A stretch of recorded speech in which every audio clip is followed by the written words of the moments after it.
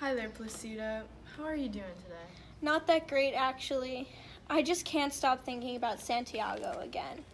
It's all my fault that he died, no matter what anyone else tells me. It's not your fault, Placido. I know you think it is, but it really isn't. There is nothing you could have done to prevent him from being killed. But the dreams! He was always dreaming about the trees, and I didn't know that it was a bad thing. Listen, Placido.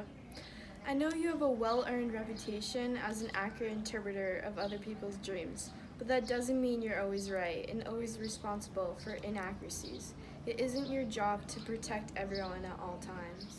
I know, but it was my job to protect my own son. I just can't stop thinking about the moment I saw him after the incident with the twins. Placido, can you describe to me what you remember from that day when your son was killed? I feel like it'll really help you if you remember what you saw. I can remember it like it was yesterday. At first glance, he was standing by the doorframe, face down in the dust, trying to rise up out of his own blood. I could see he was struggling to move, crawling almost as if he was getting away from something. They've killed me!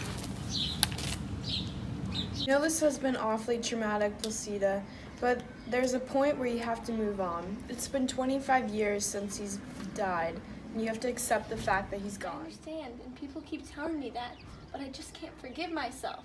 I know deep in my heart that it was my fault for misinterpreting the dreams. I can still picture him sitting at the kitchen table telling me about all of his dreams. The week before, he dreamed that he was alone in a tinfoil airplane, flying through the almond trees without bumping into anything. Mother, I had the strangest dream last night. What was it about? Well, I had this weird dream that I was in a forest last night. I was walking along in the forest, surrounded by big green trees, and I looked up and I saw a monkey, and I was very confused, so I was like, maybe I'll go say hi to the monkey. So I went and I climbed the tree, and I went up and the monkey started talking, and he kept saying, "Santiago, you've done so well in your life."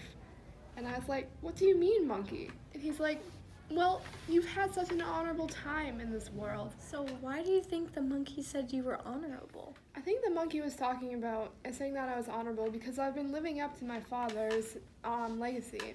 I took over the estate, I've taken care of our family, but I still don't know why. It doesn't make sense to me. I'm sure it's nothing and just one of your odd, strange dreams.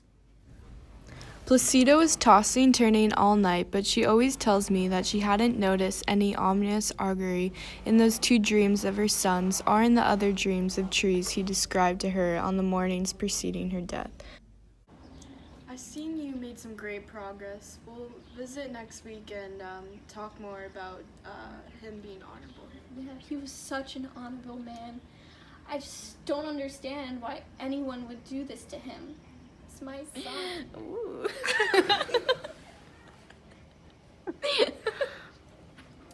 Are you still going? Listen, Placido. No, Molly! I'm so good. It's not your fault. You're not going to be able to do this when you look into the camera. I will do it. Okay. Can we just practice like a zoom in? I remember it like it was yesterday.